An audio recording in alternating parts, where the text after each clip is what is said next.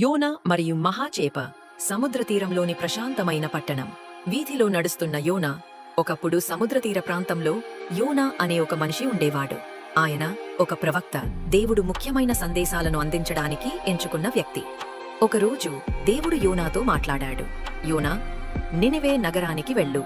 అక్కడ ప్రజలు చెడును మానేయమని చెప్పు. కాని యోనా వెళ్లాలని అనుకోలేదు. నినివేలో చెడు పనులు చేసే ప్రజలు ఎక్కువ. వారిని దేవుడు క్షమించకూడదని ఆయన భావించాడు. అందుకే యోనా విరుద్ధ దిశలో పరుగెత్తాడు. యోనా ఓడ ఎక్కి సముద్రంలో ప్రయాణం. యోనా దేవుని నుంచి దూరం కావాలని ఓడ ఎక్కి చాలా దూరం వెళ్లే ప్రయత్నం చేశాడు. కాని దేవుని నుంచి ఎవరూ దాక్కోలేరు, సముద్రంలో కూడా కాదు. హఠాత్తుగా ఒక భారీ తుఫాన్ వచ్చింది. అలలు విరుచుకుపడ్డాయి. గాలి గర్జించింది. నావికులు భయంతో అల్లాడిపోయారు. నావికుడు అరుస్తూ, మనం మునిగిపోతున్నాం, మీ దేవుళ్లను ప్రార్థించండి. కాని యోనా నిజం తెలుసుకున్నాడు.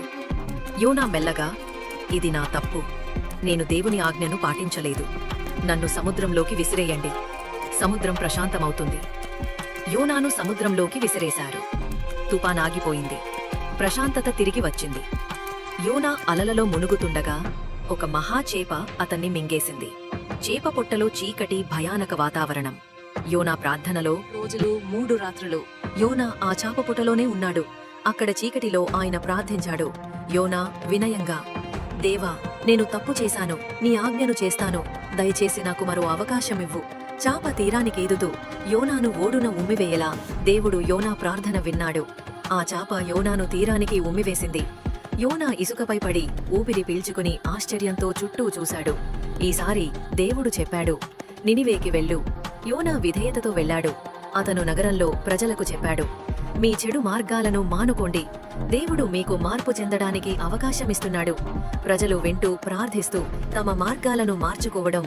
మరి ఏం జరిగింది తెలుసా? నినివే ప్రజలు విన్నారు, తమ హృదయాలను తిరిగి దేవుని వైపు మళ్లించారు. యోనా ఒక ముఖ్యమైన పాఠం నేర్చుకున్నాడు.